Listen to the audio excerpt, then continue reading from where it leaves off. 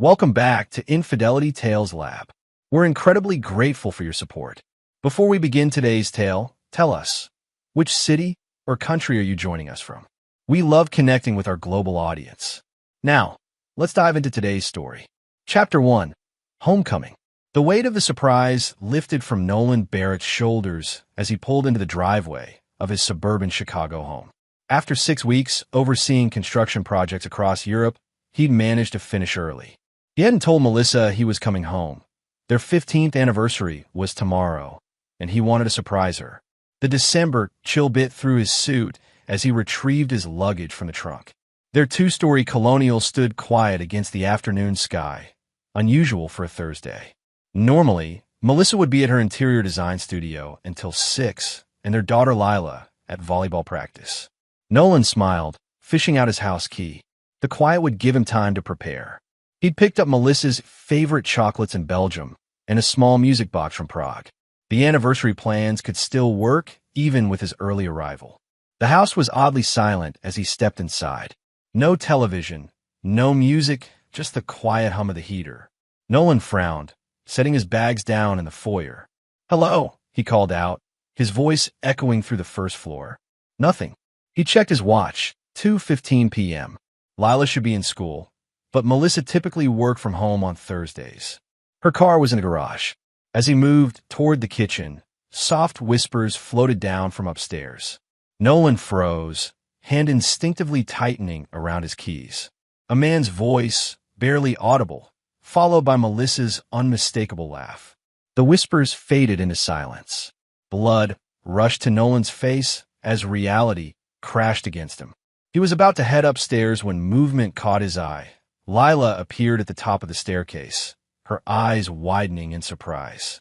"Daddy," the 13-year-old gasped, clutching her phone to her chest. "You shouldn't be here." Nolan forced a smile. "I finished early. Wanted to surprise your mom." "Why aren't you at school?" Lila descended the stairs slowly, her face pale. "I had a half day. Teacher conferences."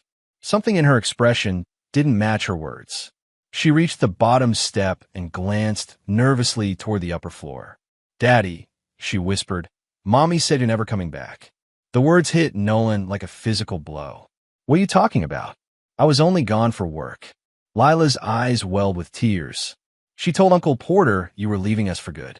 Uncle Porter, Melissa's cousin, who'd been visiting more frequently over the past year. The cousin who'd comforted Melissa through her father's death last summer. The cousin whose whispers Nolan now recognized. Without another word, Nolan moved past Lila and took the stairs 2 at a time. The master bedroom door was closed. He pushed it open without hesitation. What he saw confirmed his worst fears. Melissa scrambled to cover herself with the sheets while Porter Dawson leapt from the bed, frantically grabbing for his discarded clothes. "Nolan!" Melissa gasped. "This isn't." "Don't." Nolan cut her off, his voice eerily calm. The rage building inside him was cold, calculating. He turned to Porter, who was struggling to pull on his pants. "You have 30 seconds to get out of my house." Porter stammered. "Listen, man, we need to talk about." 25 seconds. Something in Nolan's eyes must have conveyed the fury beneath his controlled exterior. Porter grabbed his shirt and shoes and hurried past him, not bothering to finish dressing. Melissa clutched the sheets tighter. "Nolan, please, let me explain. It's not what you think." He looked at her, really looked at her, and saw a stranger. This woman, with whom he'd built a life, born a child, created a home, was suddenly foreign to him. His eyes drifted to the nightstand where her phone lay, screen still illuminated. A text message preview caught his attention. "Divorce papers ready. Sign tomorrow. And won't contest with the evidence we have." Evidence? Nolan's mind raced. What evidence? And tomorrow, their anniversary. The pieces clicked together with horrifying clarity. The whispered conversations he'd overheard on phone calls. The business trips Melissa had taken with Porter to scout locations for her design clients. The unexplained withdrawals from their joint account. This wasn't just an affair. This was a coup. "How long?" he asked, his voice hollow. "Nolan, we need to talk when you're calmer." "This isn't." "How long?"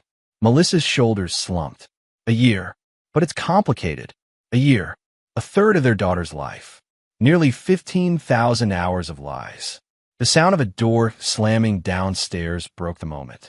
Porter leaving, or Lila, escaping the implosion of her family. Nolan took a deep breath. Get dressed. We're going to have a conversation, and you're going to tell me exactly what you and Porter have been planning. As Melissa scrambled for her clothes, Nolan pulled out his phone and did something he'd never imagined doing. He called the police. I need to report a breaking and entering, he stated calmly when the dispatcher answered.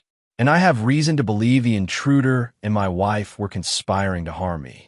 Chapter 2. Unraveling. The police arrived within minutes.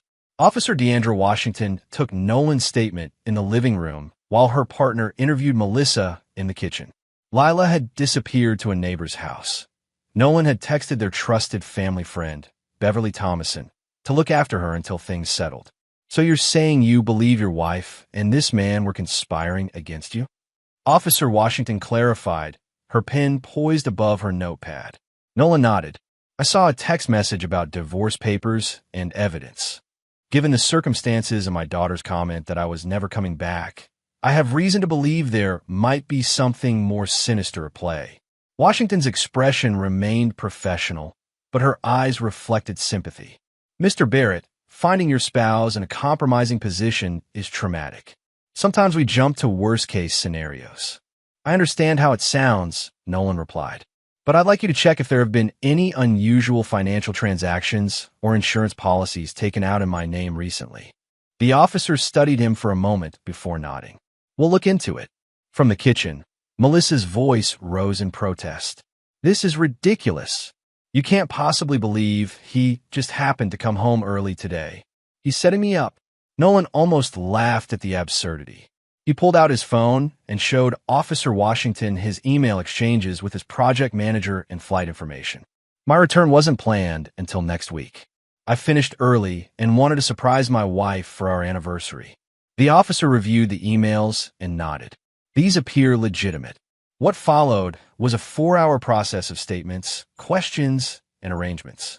Nolan requested and received an emergency protective order based on his concerns.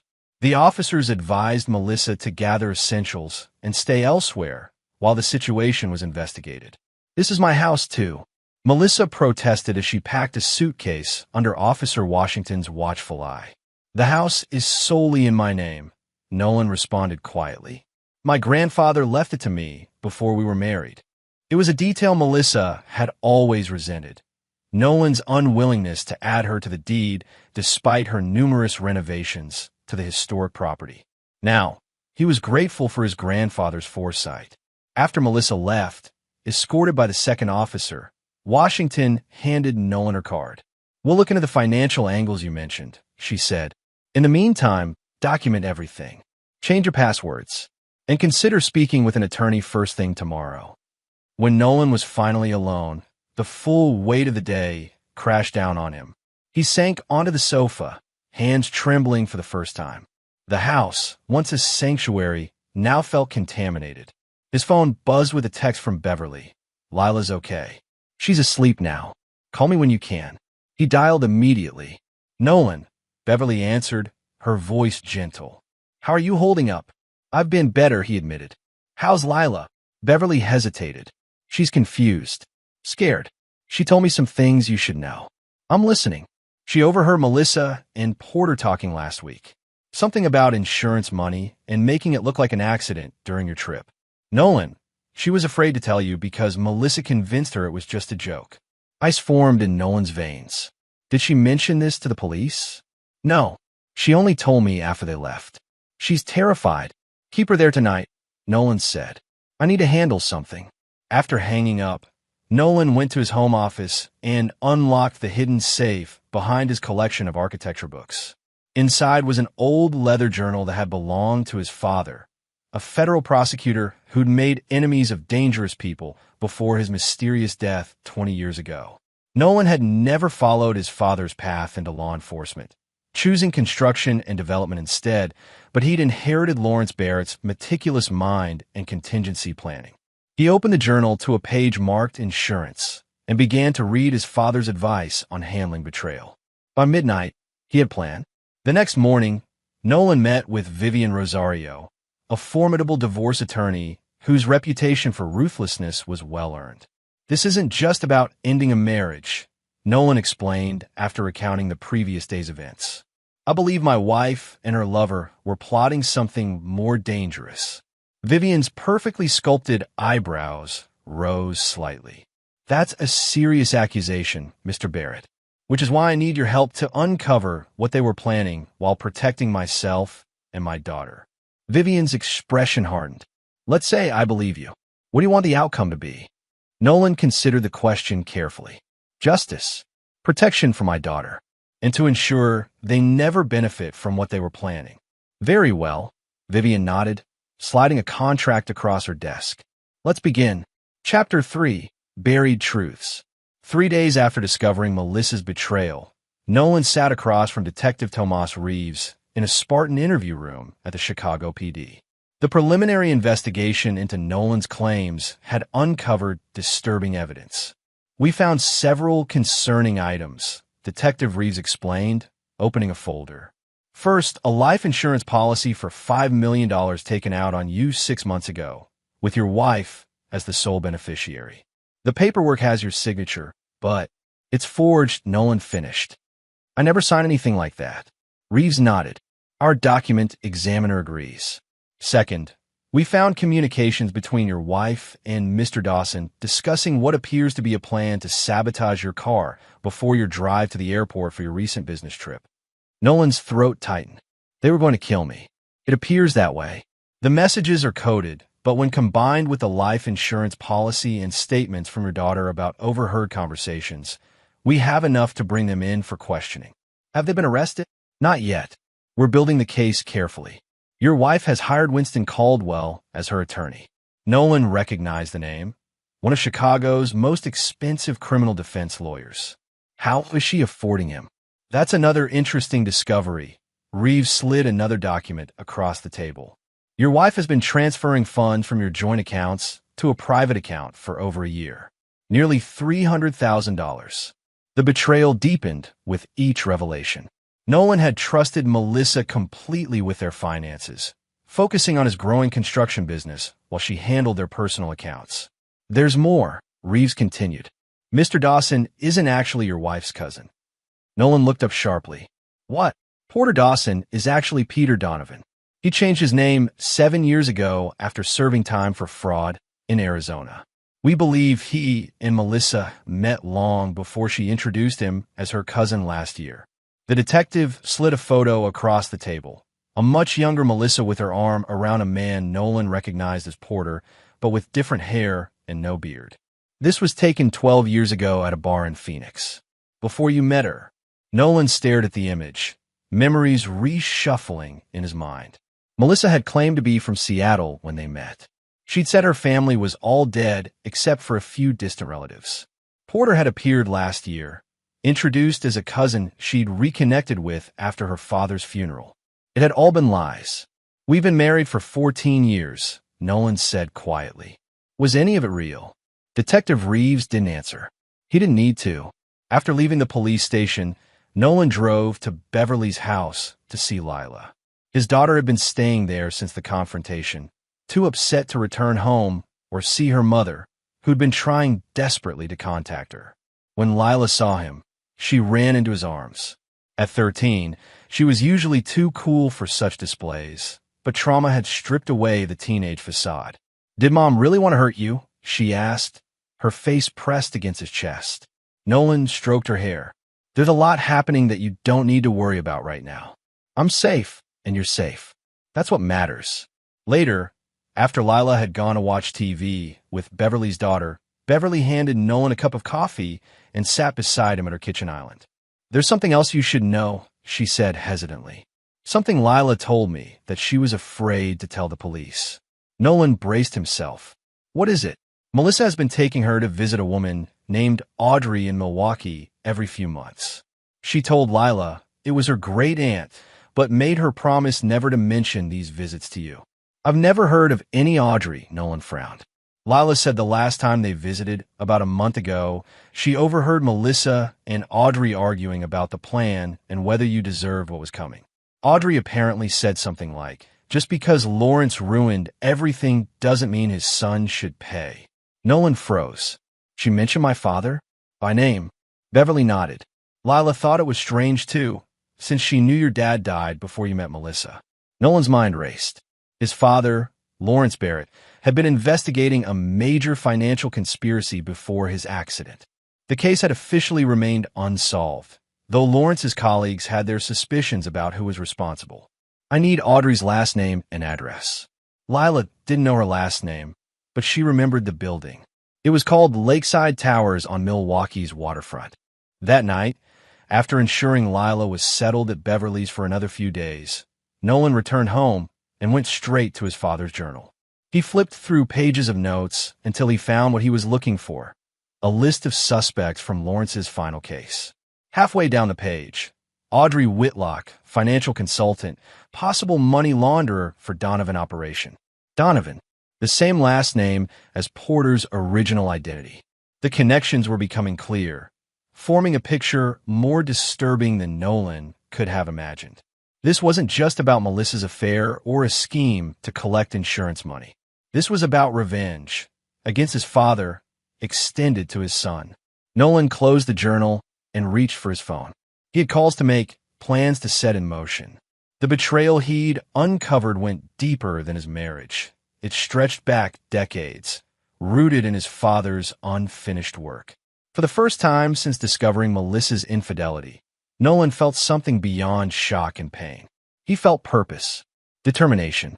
Melissa, Porter, and whoever else was involved wouldn't just face justice through the system. They would face him. And unlike his father, Nolan wouldn't be caught unprepared. He scrolled through his contacts until he found the name he needed. Caleb Weston, his former college roommate who now worked for a private security firm after years with military intelligence. "Caleb," he said when his friend answered, "I need your help." Chapter 4, Shadows of the Past. Caleb Weston arrived at Nolan's house just after midnight, carrying a nondescript duffel bag and the same intense, focused Nolan remembered from their college days. Now in his early 40s like Nolan, Caleb's military background showed in his precise movements and observant eyes that missed nothing. "Your place might be bugged," were his first words after Nolan let him in. "Let's talk outside." They settled on the back patio, where the January cold kept their conversation private beneath the hum of patio heaters. "Start from the beginning," Caleb instructed, setting up a small electronic device that emitted a low-frequency pulse, a counter-surveillance measure. Nolan recounted everything, discovering Melissa with Porter, the insurance policy, the connection to his father's old case, and Audrey Whitlock in Milwaukee. Caleb listened without interruption, his expression growing grimmer. When Nolan finished, he leaned forward. "Your father was investigating the Donovan family when he died," Caleb stated. "They controlled one of the largest financial fraud operations in the Midwest in the early 2000s. Victor Donovan was the patriarch, but after he went to prison, his brother Richard took over. They specialized in long cons." "Long cons?" Nolan asked. "Schemes that take years to execute. Infiltrating targets' lives, gaining trust, then striking when everything's in place." Caleb's eyes met Nolan's, like marrying someone for their inheritance or position. The implication hit Nolan like a physical blow. "You think Melissa was placed in my life? We met by chance at a charity event." "Was it chance?" Caleb challenged. "Or did she know exactly where you'd be, what you liked, how to approach you?" Nolan thought back to that night 14 years ago. Melissa had bumped into him at the bar, spilling her drink. She'd been apologetic, charming.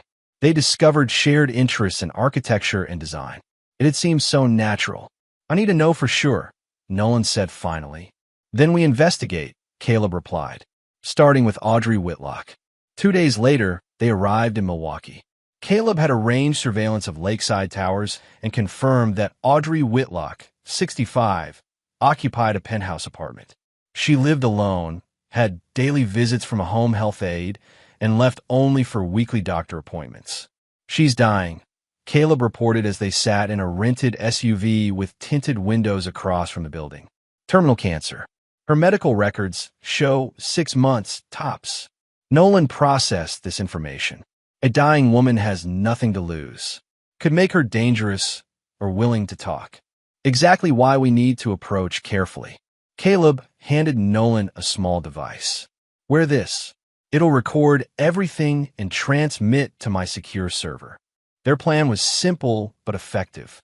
Caleb, posing as a home healthcare supervisor, would gain access to Audrey's apartment for a routine evaluation.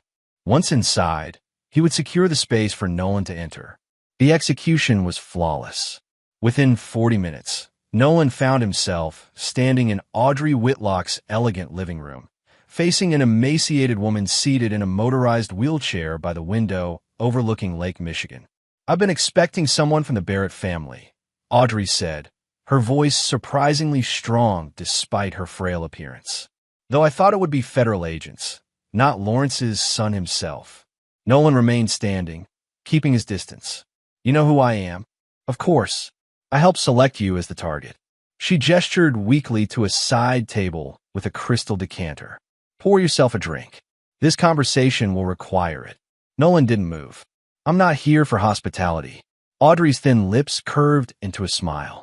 "No, you're here for answers. About your wife, Peter Donovan, and why your father's case has reached out from the grave to destroy your life. Start talking." "Very well." Audrey adjusted her position slightly, wincing. "Your father was close to exposing a network that had infiltrated banking systems across 5 states. The Donovan operation wasn't just about money. It was about power, influence. Richard Donovan had judges, police, even a senator in his pocket. And you were their financial consultant." "I was the architect," Audrey corrected. "Richard was the face, but I designed the systems." "What does this have to do with Melissa?" Audrey's expression softened slightly. "Melissa is Richard's daughter. Her real name is Melissa Donovan. When your father's investigation got too close, Richard authorized your father's assassination. Though Nolan had suspected something like this, hearing it confirmed made his knees weak. He finally took that drink, pouring 2 fingers of whiskey with a steady hand that belied his inner turmoil. "After your father's death, the investigation faltered," Audrey continued. "But Richard was paranoid. He worried that Lawrence Barrett might have left evidence somewhere, past information to his son. The plan was to place Melissa in your life, gain your trust completely, and search for any evidence while monitoring you." "For 14 years?" Nolan asked incredulously. "We have a child together." Audrey's eyes flashed with something like regret. "The original plan was 3 years, maximum. Melissa was supposed to find any hidden evidence, then divorce you and move on. But something unexpected happened." "What?" "2 things, actually. First, you inherited your grandfather's construction company and properties, making you suddenly very wealthy. Second," Audrey hesitated, "Melissa fell in love with you. Genuinely. She deviated from the plan." Nolan scoffed. "If that were true, I wouldn't be here now. For almost 10 years, she refused to complete her assignment. She built a life with you, had Lila, seemed to forget her purpose." Audrey took a labored breath. "Then Richard was diagnosed with terminal cancer 3 years ago. Before dying, he called in his daughter's death, reminded her of family loyalty.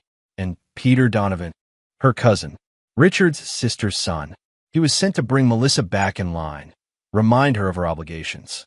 They were close as children." Audrey's mouth twisted. "The affair was a bonus, I suppose. Peter always wanted what others had." Nolan paced the room, processing. "So the plan changed from finding evidence to collecting insurance money?" "Richard left his children nothing but debts and obligations. Peter convinced Melissa that a clean solution was needed. Your death, the insurance payout, a fresh start."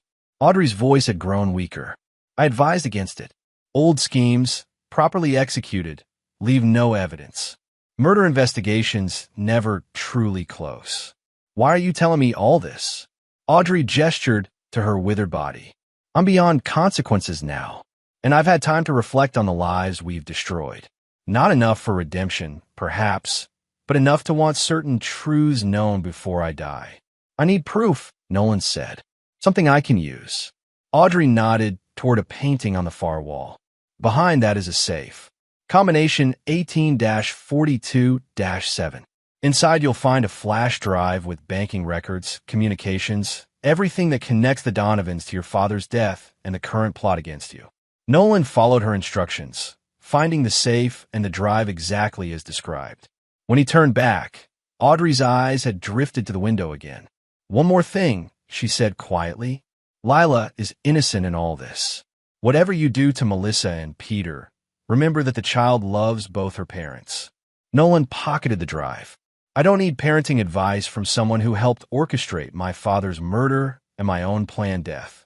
As he turned to leave, Audrey called after him. "Barrett, there's something else you should know. Richard had another child, a son. He's not part of this current plan, but he'll come for you if you destroy his sister and cousin." "I'll be ready," Nolan replied, closing the door behind him.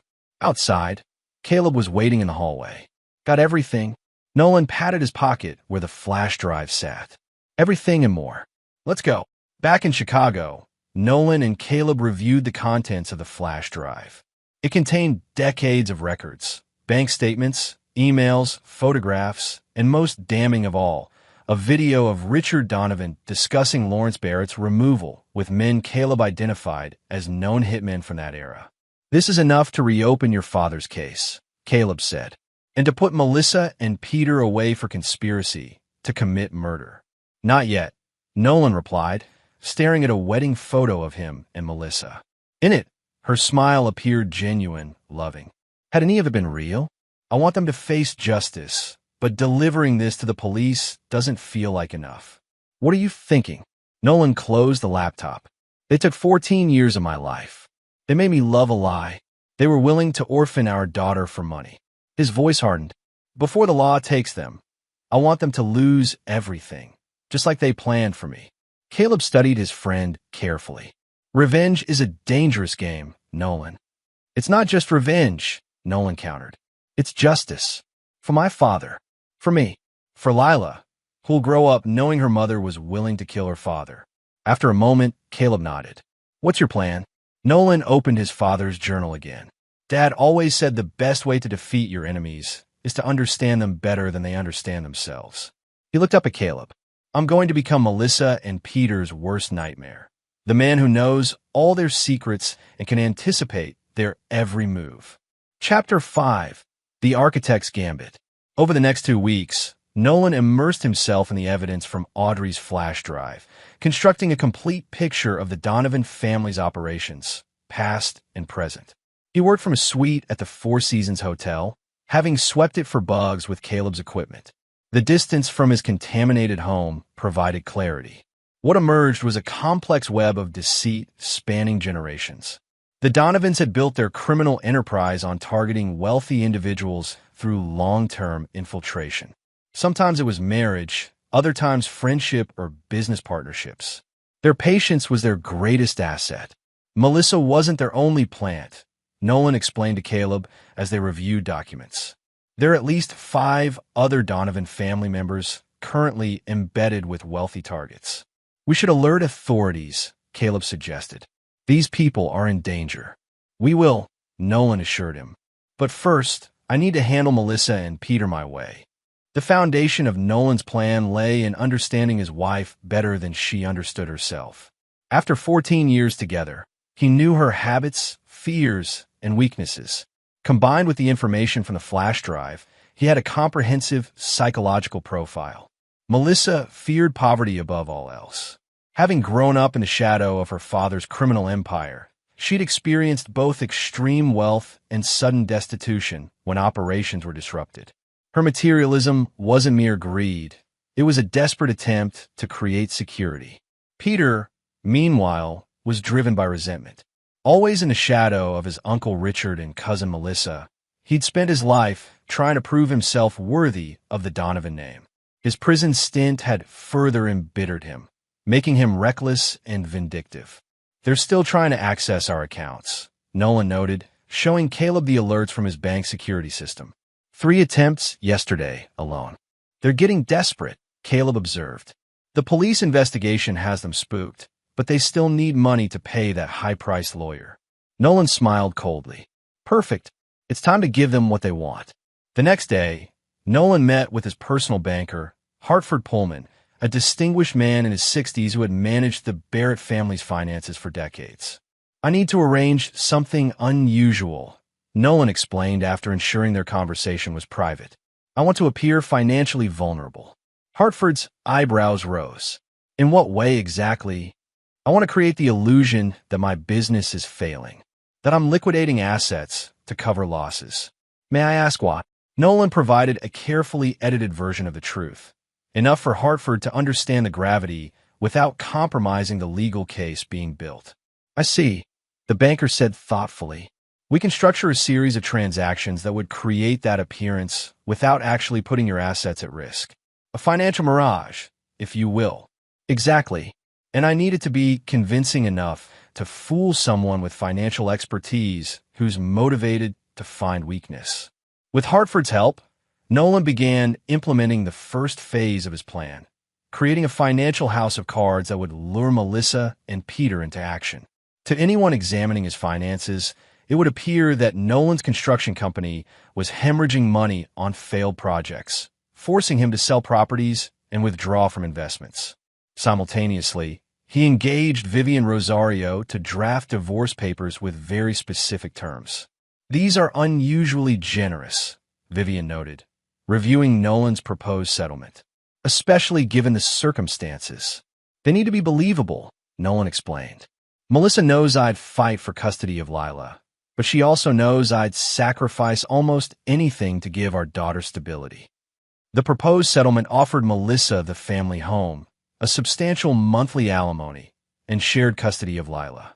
In exchange, Nolan would retain full ownership of his business and certain investment accounts. She'll see this as a victory, Nolan continued. She gets immediate assets while I keep long-term investments that appear to be failing anyway. Vivian's expression was skeptical. And what happens when she accepts? She won't, Nolan said confidently. Not yet. She'll want more. And that's when we'll give her exactly what she thinks she wants. The third component of Nolan's plan involved Lila. After careful consideration and consultation with a child psychologist, Nolan had a difficult conversation with his daughter about what was happening. Mom and I are going through some very serious problems, he explained as they sat in his hotel suite. Some of it involved bad decisions she's made. Lila's eyes were serious beyond her 13 years. Is Mom going to jail? Nolan chose his words carefully. There's an investigation happening. I don't know what will happen yet. Because of what she and Uncle Porter, or whatever his name is, were planning to do to you. Yes, Nolan confirmed, impressed by her perception. How do you feel about that? Lila looked down at her hands. Scared, confused, but also angry. How could she even think about hurting you? About making me not have a dad anymore? Nolan pulled her into a hug. I promise you'll always have me, no matter what happens with the investigation or between your mother and me. I don't want to stay with her, Lila said firmly. Not right now. I understand, but I need your help with something important. Nolan explained that for the next few weeks, he wanted Lila to continue staying with Beverly, but to have supervised visits with Melissa. During these visits, she shouldn't mention anything about Nolan's current activities or whereabouts. It's not about lying, he clarified. It's about privacy until some legal matters are resolved. Lila nodded solemnly. I can do that. With all pieces in place, Nolan initiated contact with Melissa for the first time since the confrontation. He arranged to meet at her lawyer's office, where he delivered the proposed divorce settlement in person. Melissa looked thinner, her designer outfit and perfect makeup unable to hide the strain of the past weeks. When she saw Nolan, a complex mixture of emotions crossed her face. Guilt, anger, calculation, and something that might have been genuine regret. Nolan, she began, her voice soft. Save it, he interrupted. I'm not here for apologies or explanations. I'm here to end our marriage as efficiently as possible. Winston Caldwell, Melissa's attorney, reviewed the settlement with a frown. These terms are surprisingly reasonable, Mr. Barrett. I just want this over with, Nolan replied, projecting exhaustion and defeat. The business is in trouble. I don't have the energy for a prolonged legal battle. Melissa's eyes narrowed slightly. What happened with the European projects? Complications, cost overruns, the usual problems compounded by my absence. Nolan shrugged. I should have been there instead of coming home early that day. The irony of his statement hung in the air between them. I'll need time to review these terms with my client, Caldwell stated professionally. Take all the time you need, Nolan replied, standing to leave. Meanwhile, I've arranged for Melissa to have supervised visits with Lila at Beverly's house. The details are in the paperwork. As he turned to go, Melissa called after him. Nolan, wait. What about the police investigation? The allegations you made? He looked back at her, his expression carefully blank. That's between you and the authorities. This divorce is separate. As he walked out, Nolan knew Melissa wouldn't accept the settlement immediately. She'd consult with Peter.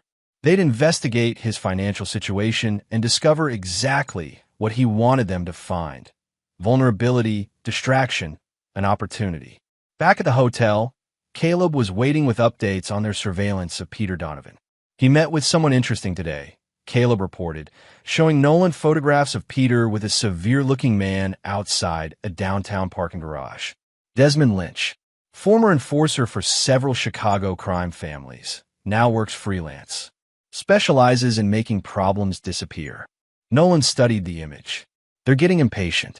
The police investigation and frozen accounts have them cornered, which makes them dangerous, Caleb warned. We should consider bringing in law enforcement now. Not yet, Nolan insisted. First, I need them to make one more move, the one that will destroy them completely. That night, Nolan made a call to Detective Reeves, providing a carefully controlled update while withholding key information about his own activities. I've hired private security, he explained, given the potential threat. Smart move, Reeves acknowledged. We're building our case, but these investigations take time. The insurance fraud is solid, but proving murder conspiracy is trickier. I understand. Just keep me updated. After hanging up, Nolan turned to Caleb.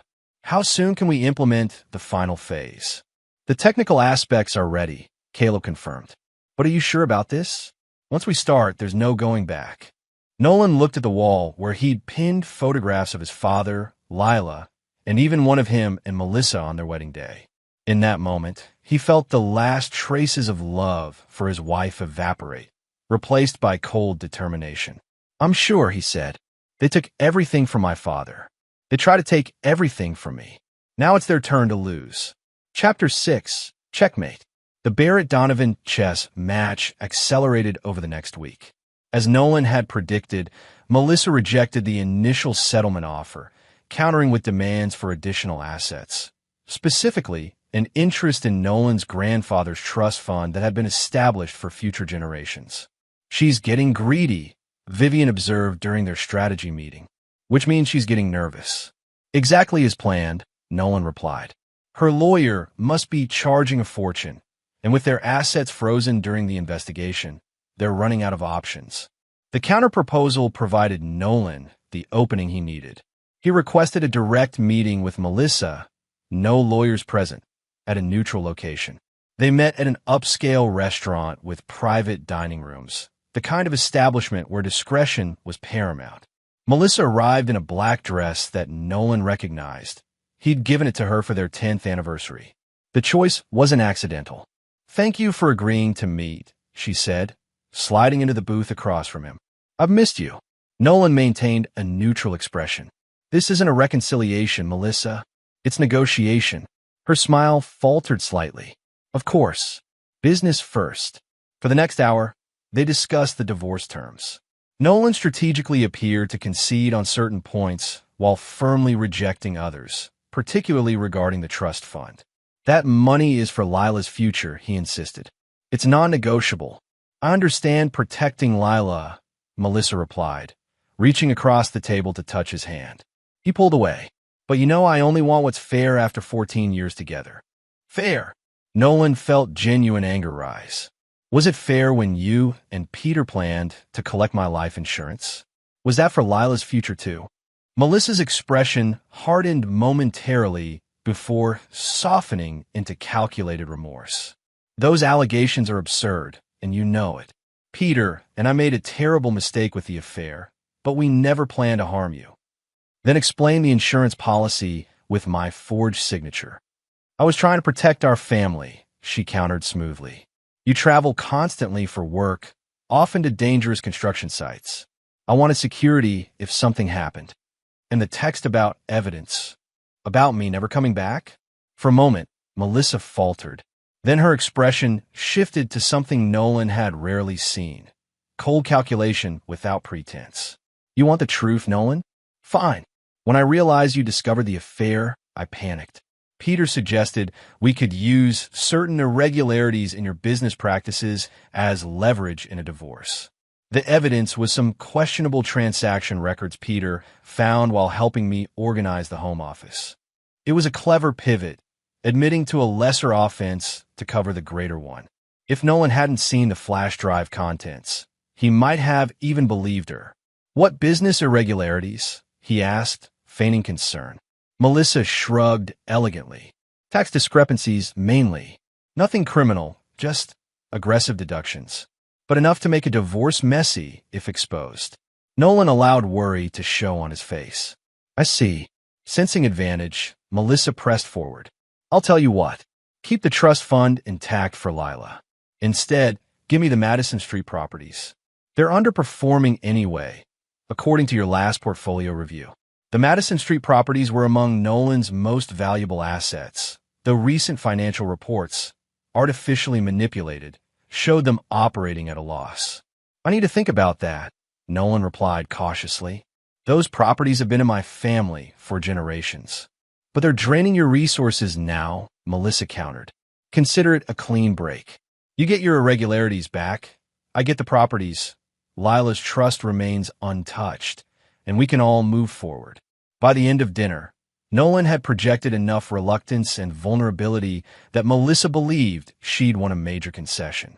They agreed to have their lawyers draft a revised agreement incorporating the Madison Street properties in exchange for Melissa withdrawing all claims to the trust fund and other business assets. As they prepared to leave, Melissa touched his arm again. For what it's worth, Nolan, not everything was a lie. I did love you. Part of me still does. Nolan looked into her eyes, the same eyes that had gazed at him with apparent adoration for 14 years. The same eyes that had watched him leave for Europe, possibly never to return if her plans had succeeded. That's the tragedy, isn't it? He replied quietly. I'll never know what was real and what wasn't. Back at his hotel, Nolan updated Caleb on the meeting's outcome. She took the bait, he confirmed. Now we wait for her to bring Peter into the equation. They didn't have to wait long. Their surveillance captured Melissa meeting Peter at his apartment that same night. Through listening devices Caleb had planted, they heard the entire conversation. He's giving up the Madison properties, Melissa reported triumphantly. Once those are transferred to me, we'll have the collateral we need. For what? Peter asked. To disappear. The police investigation isn't going away. That detective keeps digging into the insurance policy. We need to cash out and vanish before they put everything together. Peter's voice grew cautious. What about Lynch? He's expecting payment for the Barrett problem. Tell him plans have changed. We don't need those services anymore. The properties are worth 10 times what we would have gotten from the insurance anyway. And Lila, Melissa paused. She'll be better off with Nolan while we establish ourselves somewhere new. Once we're settled, I'll find a way to bring her to us. The conversation confirmed what Nolan had suspected. They were planning to liquidate the properties and flee the country. It was the final piece he needed. The next morning, Nolan contacted Hartford Pullman with instructions to prepare the necessary documents for transferring the Madison Street properties. Simultaneously, he reached out to Detective Reeves. I have reason to believe Melissa and Peter Donovan are planning to flee the jurisdiction, he reported. And I've obtained new evidence connecting them to a larger criminal organization. Reeves was skeptical. What evidence? I prefer to deliver it in person, Nolan replied, along with additional information about my father's murder in 2003. The detective's tone changed immediately. Your father's case? Are you saying there's a connection? A direct one. I can be at the station tomorrow morning with everything. That evening, Nolan met with Vivian to review the transfer documents for the Madison properties. The papers appeared legitimate, transferring full ownership to Melissa Barrett with no encumbrances or restrictions. These look completely standard, Vivian noted. No hidden clauses, no delayed transfer mechanisms. Exactly as they should, Nolan confirmed. Melissa and her lawyer need to believe this is a straightforward transfer. And the actual arrangement? Nolan smiled. Is documented in separate paperwork that will be filed simultaneously by Hartford. It's completely legal, I assure you. The final meeting was scheduled for 2 days later at Vivian's office. Enough time for Melissa and Peter to make arrangements, but not enough for them to execute an escape before the transfer was complete. When the day arrived, Nolan entered the conference room where Melissa, Winston Caldwell, and Vivian were already seated. He carried a slim portfolio containing the transfer documents. Before we begin, Nolan announced, I'd like to clarify that these properties represent a clean break between us. Once signed, our financial entanglements will be completely severed. That's our understanding as well, Caldwell confirmed, eyeing the portfolio eagerly. Melissa smiled, confidence radiating from her. I appreciate your reasonableness, Nolan. This is best for everyone. I agree, Nolan replied, opening the portfolio and sliding the documents across the table. Best for everyone. As Melissa and her lawyer reviewed the papers, there was a knock at the conference room door. Detective Reeves entered, accompanied by 2 uniformed officers. Melissa Donovan, Peter Donovan, Reeves announced, nodding toward the window where Peter could be seen in the waiting area, pacing nervously. You're both under arrest for conspiracy to commit murder, insurance fraud, identity theft, and obstruction of justice. Melissa's face drained of color. What is this? Nolan, what have you done? Justice, Nolan replied simply. For my father. For myself. For Lila. As the officers entered the room to execute the arrest, Nolan placed a flash drive on the table. Detective Reeves, this contains evidence connecting Melissa and Peter Donovan to the murder of federal prosecutor Lawrence Barrett in 2003, as well as their recent conspiracy to kill me for insurance money. Melissa lunged for the drive, but one of the officers restrained her. You can't do this, she hissed at Nolan. You have no proof. Actually, I have everything, including recordings of your conversation with Peter 2 nights ago about fleeing the country with the proceeds from the Madison properties. Winston Caldwell stood abruptly. My client has nothing further to say. We'll address these outrageous allegations in court. As Melissa was handcuffed, she fixed Nolan with a venomous glare. This isn't over. Richard had more children than just me. They'll come for you. I'm counting on it, Nolan replied calmly. After Melissa and Peter were escorted out, Detective Reeves turned to Nolan. That flash drive better contain what you promised. It does. And more. It'll reopen several cold cases connected to the Donovan family's operations. Reeves studied him carefully. You set them up with those properties, didn't you? Made them think they had an escape route. The transfer documents are completely legitimate, Nolan replied. What Melissa didn't know is that I transferred ownership of those properties to a trust for victims of the Donovan family's crimes 2 days ago. She was going to try to sell properties she no longer owned. Later that day, Nolan returned to his house for the first time in weeks. Beverly brought Lila home, and father and daughter stood in the foyer, looking around at the space that had once been their family home. Mom's really not coming back, is she? Lila asked quietly. No, sweetheart. She's not. Nolan put his arm around her shoulders. But you and I are going to be okay. I promise. As they walked through the house, Nolan mentally cataloged all the changes he would make. New furniture, new paint, new memories to replace the contaminated ones. His phone buzzed with a text from Caleb. Transfers complete. Justice fund established. Ready for phase 2 when you are. Nolan smiled slightly. The Donovans had thought they were playing a long game. They hadn't realized who they were playing against. What's next, Dad? Lila asked, watching his expression. Nolan pocketed his phone. Next, we rebuild. And then, we finish what my father started. Chapter 7, Reclamation. 6 months passed since Melissa and Peter's arrests. The case had become one of the most publicized criminal proceedings in Chicago's recent history, with media outlets dubbing it the Barrett betrayal. Prosecutors had added charges as the investigation uncovered more evidence connecting the Donovans to a multi-state criminal enterprise. Nolan had sold their family home, unable to live comfortably in a space filled with 14 years of deception. He and Lila moved into a renovated loft in the West Loop, a symbolic fresh start in a place without memories or ghosts. On a warm July morning, Nolan sat in the courtroom gallery watching as Melissa entered in handcuffs, the orange jumpsuit a stark contrast to the designer clothes she'd once worn.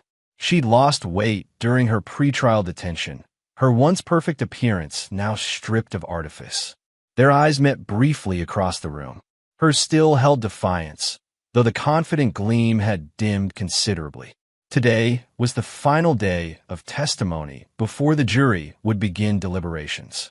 The prosecution had built an airtight case, bolstered by the evidence from Audrey Whitlock's flash drive and additional material Nolan had provided from his father's records. Audrey herself had died 3 months earlier, but not before providing a video deposition that detailed decades of Donovan family operations, including their role in Lawrence Barrett's death. As the proceedings began, District Attorney Vanessa Mitchell approached the witness stand where Nolan was about to give his final testimony.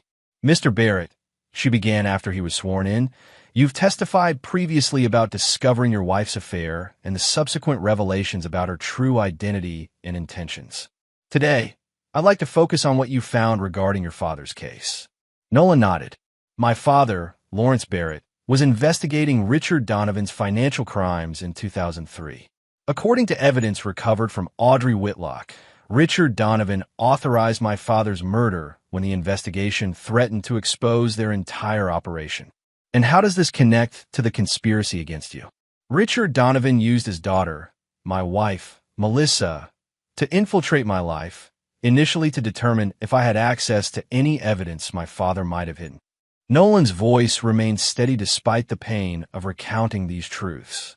"When my grandfather died and I inherited his construction business and properties, the plan evolved into a long-term financial extraction." "Could you explain what you mean by financial extraction?" "Melissa systematically transferred funds from our joint accounts to private accounts controlled by the Donovan family. When Richard Donovan was diagnosed with terminal cancer, he pressured Melissa to accelerate their plans, bringing in Peter Donovan to help orchestrate my death for insurance money." The testimony continued for another hour, with Nolan methodically detailing the evidence trail he'd uncovered. When the defense attorney, Winston Caldwell, had been replaced by a public defender after Melissa's assets were frozen, attempted to cross-examine him, Nolan's responses remained unshakable.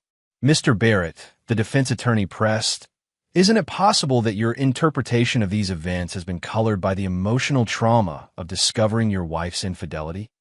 "No," Nolan replied firmly. "My conclusions are based on documented evidence, recorded conversations, financial records, and sworn testimony from Audrey Whitlock, who was a principal architect of the Donovan organization. My emotional response to my wife's betrayal is separate from the factual evidence of her crimes." When the day's proceedings concluded, Nolan left the courthouse accompanied by Caleb, who had remained by his side throughout the trial as both security and support. "The jury won't take long," Caleb predicted as they navigated through the press gathered outside. "The case is solid. It's not just about convictions anymore," Nolan replied, sliding into the waiting SUV. "It's about dismantling the entire Donovan network." Over the past months, Nolan had channeled his pain and anger into purpose. The Barrett Justice Foundation, funded initially by the Madison Street properties, had grown into a formidable organization dedicated to identifying and supporting victims of long-term financial fraud. Working with federal authorities, the foundation had already helped expose 3 other Donovan family members embedded with wealthy targets. Back at his office, converted from part of his loft, Nolan found Lila doing homework at her desk in the corner. She looked up as he entered, a small smile replacing her usual serious expression. "How was court?" she asked. "Final testimony today. Jury deliberations start tomorrow." He loosened his tie and sat beside her. "How was school?" "Fine. Miss Carmichael says my essay on trust and betrayal might be published in the school literary magazine." Nolan felt the familiar mixture of pride and sadness that often accompanied Lila's accomplishments these days. At 14, she was processing trauma that would challenge most adults channeling it into remarkably insightful writing and art. "That's wonderful," he said genuinely. "Have you decided if you want to attend the sentencing hearing? If they reach a verdict this week, it could be as soon as next month." Lila considered the question carefully. "I think I should be there. Not for her, but for me. For closure." Nolan nodded, respecting her decision, while wishing she didn't have to face such adult realities so young. His phone buzzed with a text from Detective Reeves. "Need to talk. New development. Can you meet?" "I have to go out again," Nolan told Lila. "Detective Reeves needs to see me. Beverly's downstairs if you need anything." "I know the drill, Dad," Lila replied with a hint of teenage exasperation that had recently begun to reassert itself, a healthy sign amid the trauma. Nolan met Reeves at a small cafe several blocks from his loft. The detective, now a familiar presence in their lives, looked troubled. "We've identified Richard Donovan's son," Reeves said without preamble, sliding a photograph across the table. "Frederick Donovan, 47, former military intelligence, disappeared off the grid about 10 years ago. Facial recognition picked him up entering the country 3 days ago." Nolan studied the image. A tall man with features reminiscent of Richard Donovan, but harder, more disciplined. "Audrey warned me about him. He's dangerous, Nolan. Much more so than Peter or Melissa. His military record shows extensive training in covert operations before he was dishonorably discharged for conduct unbecoming. Which means he has skills and connections most criminals don't." Reeves lowered his voice. "We have reason to believe he's planning to disrupt the trial's conclusion, possibly targeting you or even Lila." Cold fear gripped Nolan. "I have security measures in place." "Double them," Reeves advised. "We're monitoring Frederick, but he's trained to evade surveillance. Until the trial concludes and sentencing is complete, consider yourself at maximum risk." After Reeves left, Nolan immediately called Caleb, updating him on the threat. Caleb's response was immediate and comprehensive. Additional security personnel, enhanced monitoring systems for the loft, and a revised protocol for Lila's school transportation. That night, after ensuring Lila was asleep, Nolan opened his father's journal again, seeking guidance from the man who had first confronted the Donovan family. Lawrence Barrett's final entries, written days before his death, seemed eerily prescient. The Donovans aren't like other criminal families. They don't just seek profit, they seek control. When threatened, they don't merely eliminate the threat. They systematically destroy everything the threat holds dear. If my suspicions are correct, I must prepare not just for my own safety, but for Nolan's as well. Nolan traced his father's handwriting, feeling a connection that transcended death. "I finished what you started, Dad," he whispered, "but it seems there's one more battle to fight." Over the next week, as the jury deliberated, Nolan prepared for Frederick Donovan's inevitable move. He adjusted his routine, varied his routes to and from the courthouse, and implemented Caleb's enhanced security protocols. Lila chafed slightly under the restrictions, but understood their necessity. The jury returned with a verdict faster than anyone anticipated, guilty on all counts for both Melissa and Peter. Sentencing was scheduled for 2 weeks later. As Nolan left the courthouse after the verdict announcement, a text arrived from an unknown number. "You took my sister and cousin. Blood demands blood. This isn't over." He showed the message to Caleb and Reeves, who immediately initiated traces and heightened alert status. "He's making contact," Reeves noted. "That means he's ready to move. Or wants us to think he is," Caleb countered. "Could be psychological warfare." Nolan considered both possibilities. "Either way, we need to be ready." The first attempt came 3 days later. Nolan was leaving his office downtown when a motorcycle pulled alongside his car at a traffic light. Caleb, driving, noticed the rider's hand moving inside his jacket and accelerated through the red light moments before shots were fired. The police found the abandoned motorcycle 6 blocks away. The rider had vanished. "He's testing our reflexes," Caleb assessed afterward, "learning our security protocols." The next attempt targeted Lila. A man posing as a substitute teacher attempted to remove her from class for an emergency family meeting. The school's enhanced security protocols, implemented at Nolan's insistence after Melissa's arrest, prevented the abduction. By the time police arrived, the man had disappeared. Lila, shaken but resilient, faced the incident with remarkable composure. "He won't stop, will he?" she asked Nolan that evening. "No," Nolan answered honestly. "Not until we stop him." The night before the sentencing hearing, Nolan received another text. "Tomorrow ends it. One way or another." After consulting with Reeves and Caleb, they devised a plan. The courthouse would be secured, with plainclothes officers supplementing regular security. Nolan and Lila would arrive via a different entrance than publicly announced. And most critically, they would use Frederick's fixation on the sentencing as an opportunity to set a trap of their own. The morning of the sentencing dawned clear and cool. Nolan and Lila prepared in silence, both understanding the gravity of the day ahead. Before leaving, Nolan took his daughter's hands in his.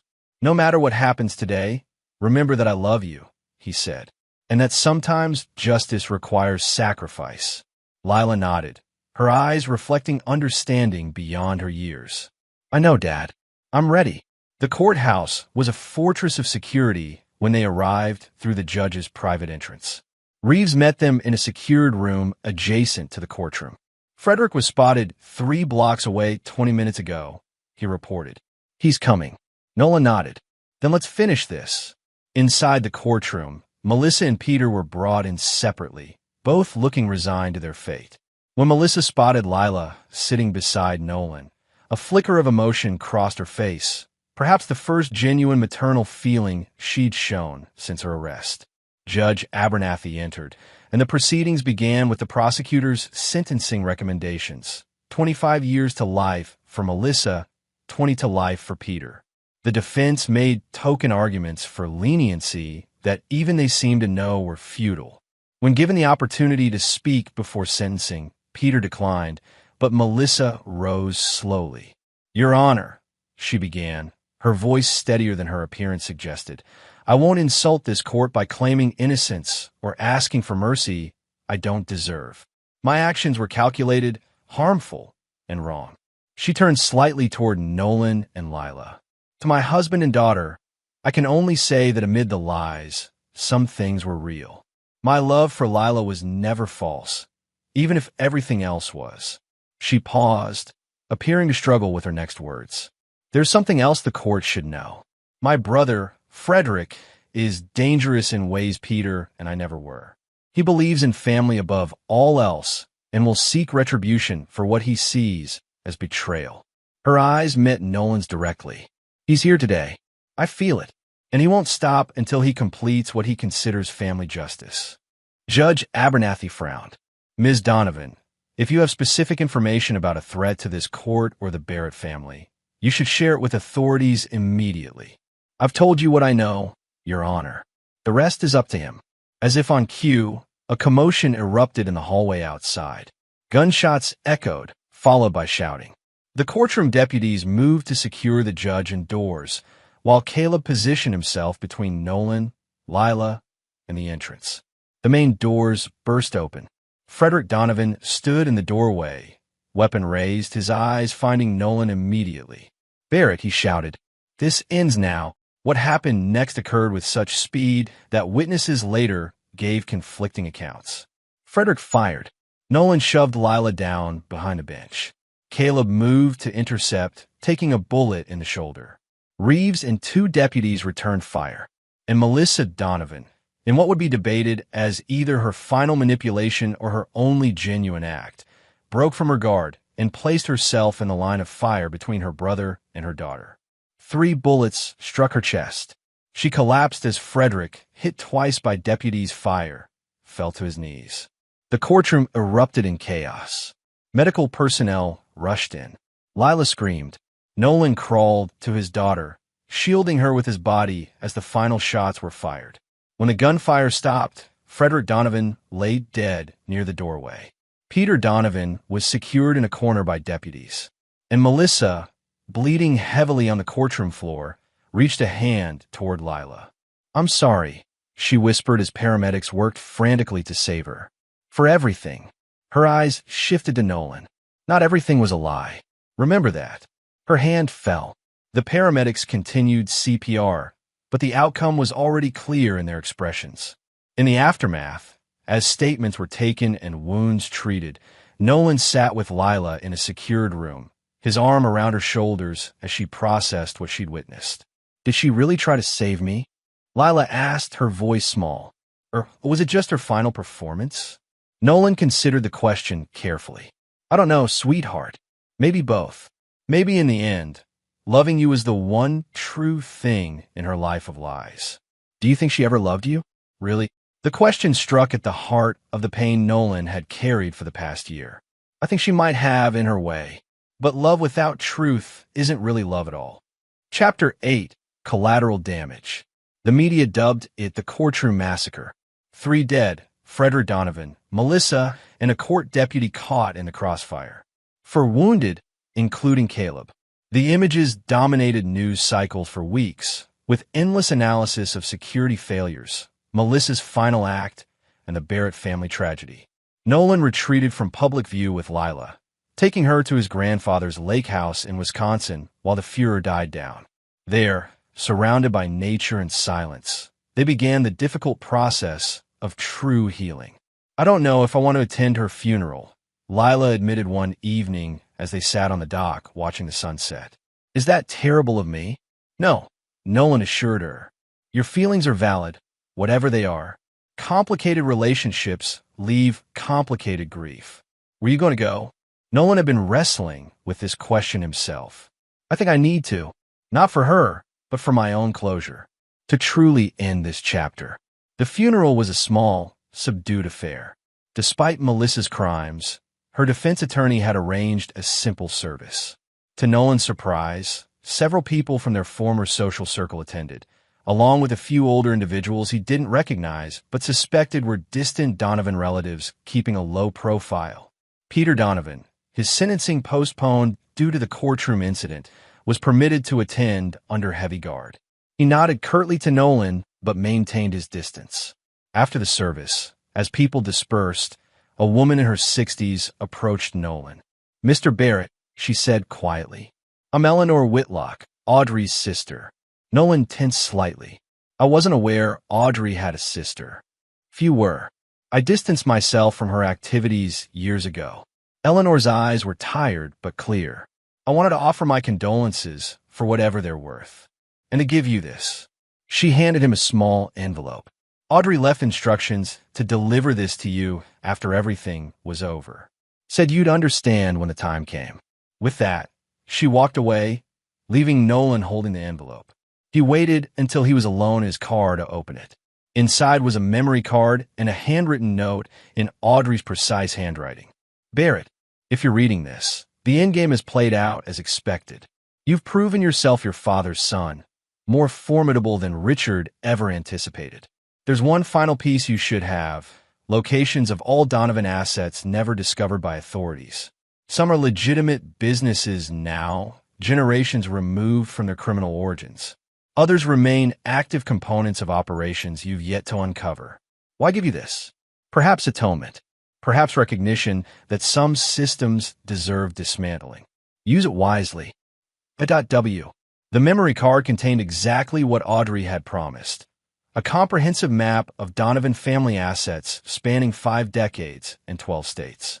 It was a financial treasure map that could dismantle what remained of their criminal enterprise. Nolan took the information directly to FBI Special Agent Dominic Rhodes, who had taken over the federal aspects of the case after the courthouse shooting. This is extraordinary, Rhodes said after reviewing the data. With this, we could potentially seize hundreds of millions in criminal proceeds, disrupt ongoing operations we weren't even aware of. That's the intention, Nolan confirmed. Rhodes studied him curiously. Most people in your position would want to put this behind them, not dive deeper into the organization that destroyed their family. I'm not most people. Nolan's expression was resolute. My father died trying to bring down the Donovans. My wife died as part of their legacy of manipulation and violence. I won't stop until every piece of their operation is dismantled. Over the next several months, Nolan worked closely with federal authorities, expanding the Barrett Justice Foundation's mission to support law enforcement efforts against organized crime. The foundation established a witness protection fund, helping others who came forward against criminal organizations. Lila, still processing her mother's death and final actions, threw herself into school and therapy. Her essays on trust, betrayal, and forgiveness gained attention beyond the school literary magazine, with one being published in a national collection of writings by children affected by crime. One evening, as Nolan was reviewing foundation documents in his home office, Lila appeared in the doorway. "I've been thinking," she said, leaning against the frame, "about what Mom said at the end, that not everything was a lie." Nolan set down his papers. "What about it? I think I believe her. Not about everything, but about loving me." Lila twisted a bracelet on her wrist, one Melissa had given her years earlier. "Because I remember moments when it was just us, when she didn't know you were listening or watching. The way she looked at me then, it felt real." Nolan nodded slowly. "I think you're right. Even the most skilled liars have moments of truth. Does that make it better or worse?" Lila asked. "That she could love me and still be willing to take away my father?" "I don't know," Nolan admitted. "Human emotions are complicated. She compartmentalized, loved you in one part of her mind while planning terrible things in another." Lila considered this. "Kind of like you did with your revenge plan. You loved me, but still focused on destroying her." The observation caught Nolan off guard with its insightfulness. "That's a fair point. Though my intentions were different." "Were they?" Lila challenged. "You wanted justice, but you also wanted revenge. Mom wanted security, but was willing to hurt others to get it. You're both more alike than you'd want to admit." The comparison unsettled Nolan deeply. Had his pursuit of justice crossed into the same territory as Melissa's criminal activities? Had he become so focused on vengeance that he'd employed the same compartmentalization he condemned in her? These questions haunted him as the final Donovan sentencing approached. Peter, the last defendant, had agreed to a plea deal in exchange for information about operations even Audrey's files hadn't revealed. The day before the sentencing, Nolan received a request from Peter to meet privately. Against Caleb's advice, he agreed, with proper security measures in place. They sat across from each other in a small conference room at the detention center, Peter in his prison jumpsuit, Nolan in a suit that cost more than most inmates would see in a decade. "Thank you for coming," Peter began, his once arrogant demeanor subdued by months in detention. "I know you have no reason to do me any favors." "I'm curious what you could possibly have to say to me," Nolan replied evenly. Peter leaned forward slightly. "I wanted you to know that Melissa didn't start out planning to hurt you. The original assignment was just surveillance, maybe some financial redirection. The insurance scheme, that was my idea after Richard's diagnosis. Why tell me this now? Because despite everything, she did care about you, and she adored Lila." Peter's expression turned contemplative. "In another life, without Richard's influence, without our family history, she might have just been your wife, not your destruction." Nolan considered this. "Is that supposed to make me feel better?" "No, just to understand." Peter hesitated. "There's something else you should know. Frederick wasn't just coming for you that day. He was coming for all of us, me included." "What are you talking about?" "Frederick believed in the old ways, family loyalty above all. When Melissa and I agreed to cooperate with prosecutors, we betrayed that code. He saw us as traitors, same as you." The revelation shifted Nolan's understanding of the courthouse massacre. So Melissa really did save Lila? Not just from Frederick's bullets meant for me, but from his plan for all of you? Peter nodded slowly. "I believe so. Her last act was probably the most honest of her life." As Nolan drove home from the detention center, his mind wrestled with this new perspective. If Peter was telling the truth, still a significant if, then Melissa's final moments represented something genuine amid years of deception. He found Lila waiting for him, her expression suggesting she had news of her own. "Dad, I've decided something," she announced as he hung up his coat. "After the sentencing tomorrow, I want to visit Mom's grave, and I want you to come with me." The request surprised him. "Are you sure?" Lila nodded firmly. "I need to say goodbye properly." to the real parts and the fake parts. All of it.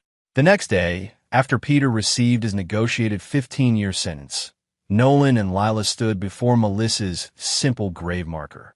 Lila had brought a small bouquet of wildflowers. Nothing formal or traditional. "I don't forgive you," Lila said to the stone, her voice steady. "But I acknowledge that you loved me in your way. And I'm choosing to remember the real moments, even knowing there were false ones too." She placed the flowers at the base of the headstone. "I'm going to be okay," she continued. "Dad and I both will. Not because of you, but despite you. And maybe a little bit because of the parts of you that were true." When she finished, she turned to Nolan. "Your turn." Nolan hadn't planned to speak. He'd come for Lila's sake, not his own. But standing there, facing the physical representation of 14 years of lies and the mother of his child, words formed. "You took so much from me," he said quietly. "Time, trust, the future we pretended to build. But you gave me Lila, and for that, only that, I can say thank you." He paused, feeling the weight of unresolved emotion. "I hope your final act was real. I choose to believe it was for Lila's sake. But I will never forgive what you and your family did to my father, to me, to us." As they walked back to the car, Lila slipped her hand into his, something she hadn't done since before the betrayal. "Are we going to be okay?" she asked. Nolan squeezed her hand gently. "Yes, different than before, but okay. Maybe even stronger." Chapter 9. Phoenix Rising. 1 year after the courthouse shooting, Nolan stood at the podium in the grand ballroom of the Chicago Hilton, addressing the 300 guests attending the Barrett Justice Foundation's first annual gala. "When my father was killed 22 years ago," he began, his voice carrying clearly through the silent room. "He was fighting to expose a criminal organization that had infiltrated financial systems across the Midwest. When that same organization targeted me and my family, I discovered that justice delayed is not necessarily justice denied." The crowd, comprised of law enforcement officials, victims of financial crimes, supporters, and donors, listened intently. In the past year, the Barrett Justice Foundation has assisted in the identification and prosecution of 17 long-term financial fraud schemes, recovered over $60 million in stolen assets, and provided support services to more than 200 victims. But our work is just beginning. At a table near the front, Lila watched her father with evident pride. Now 15, she had blossomed despite the trauma of the previous year, channeling her experiences into advocacy for children affected by parental crimes. Beside her sat Caleb Weston, fully recovered from his wound, and now the foundation's head of security. Detective, now Captain, Reeves was also present, along with FBI Agent Rhodes and Beverly Thomason, who had remained a steadfast support for both Nolan and Lila. "Tonight, I'm pleased to announce the establishment of the Lawrence Barrett Scholarship for Criminal Justice Studies," Nolan continued, "providing full university funding for children of law enforcement officers killed in the line of duty. Additionally, we're launching a national awareness campaign about long-term financial infiltration schemes, with educational resources for financial institutions and private citizens." After his speech concluded and the formal proceedings transitioned to dinner, Nolan made his way through the crowd, accepting congratulations and discussing future initiatives with supporters. Agent Rhodes pulled him aside briefly. "The last of the Donovan holdings were seized last week," he reported quietly. "Between Audrey's information and Peter's cooperation, we've dismantled an operation that spanned 5 decades. Your father would be proud." Nolan nodded, feeling a sense of completion that had eluded him for years. "There's still work to do. Other organizations, other victims. Always will be," Rhodes agreed. "But tonight, take the win." Later that evening, as the gala wound down, Nolan found Lila outside on the terrace, gazing at the Chicago skyline. "Quite a night," he said, joining her at the railing. "You were amazing," she replied. "Grandpa Lawrence would have loved it." They stood in comfortable silence for a moment before Lila spoke again. "I got a letter yesterday. From Peter Donovan." Nolan tensed slightly. What did he want? To apologize, mainly, and to let me know he's providing information about other families like the Donovans. She tucked a strand of hair behind her ear. "He said Mom will be proud of me." How do you feel about that? Lila considered the question carefully. Complicated. I don't know if I believe him about Mom, or if I care what she would think. But I've decided something important. What's that? I'm not letting what happened define me. Not Mom's betrayal. Not your revenge. Not any of it.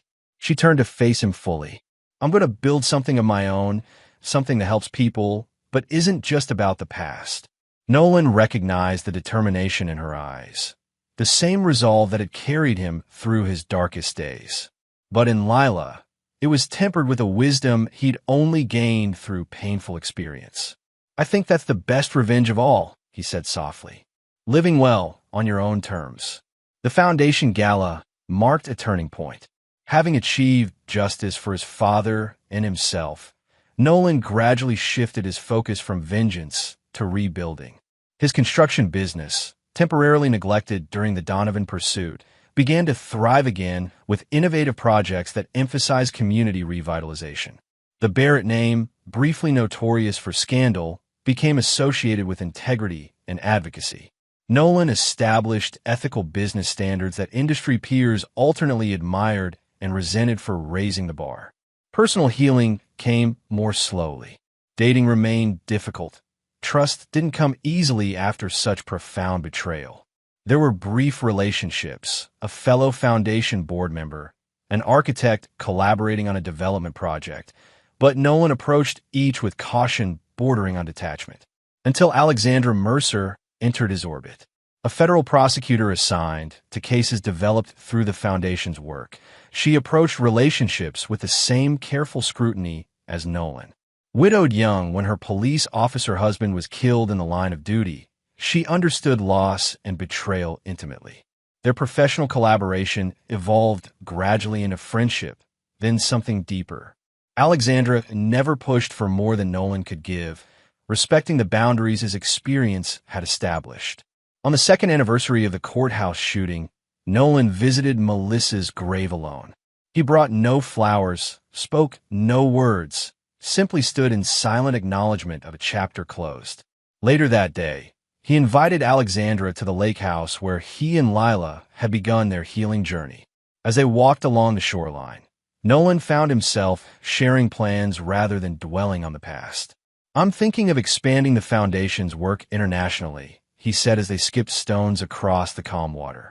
There are similar fraud patterns emerging in Eastern Europe and South America. Alexandra nodded thoughtfully. It makes sense. These organizations are increasingly global. Our response should be too. Would you consider consulting on the international legal frameworks? Your experience with cross-border prosecution would be invaluable. She smiled, catching the professional request that masked a more personal one. I'd be happy to, though I suspect this invitation wasn't entirely about Foundation business.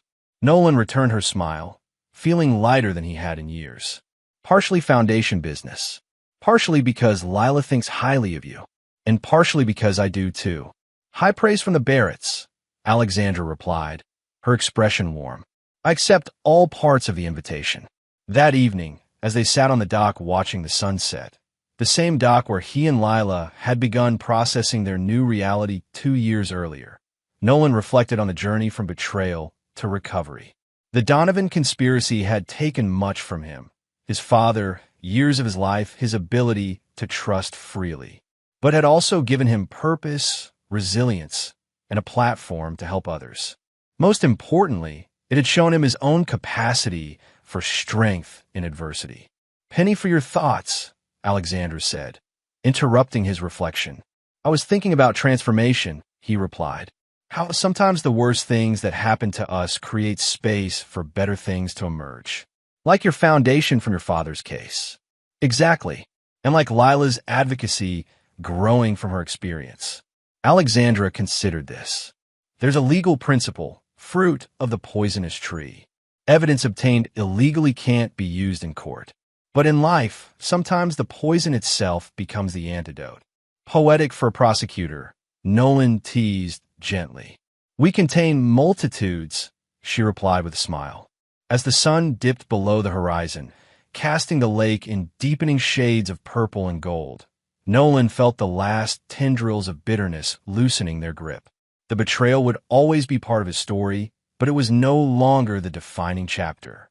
The man who had orchestrated a ruthless dismantling of the Donovan Empire, who had refused to forgive, who had pursued justice with single-minded determination, remained. But alongside him now existed the man who could imagine a future beyond revenge, who could build rather than merely destroy. Melissa had once asked if he thought any of it had been real. Sitting beside Alexandra, watching darkness settle over the lake while inside the house, Lila chatted animatedly with Caleb and Beverly about her college plans. Nolan finally had his answer. What mattered wasn't what had been real then, but what was real now. Not the family destroyed, but the family recreated. Not the trust betrayed, but the trust carefully, deliberately rebuilt. Not the past, but the future he was choosing to create. Ready to go inside? Alexandra asked as the last light faded. Nolan stood and offered his hand. Yes, he said. I am. And there you have it. Another story comes to an end. What did you think? I'd love to hear your thoughts in the comments below. If you enjoy this story, consider joining our community by subscribing. It means the world to us. For more stories like this one, check out the recommended videos on screen. And I'll see you there.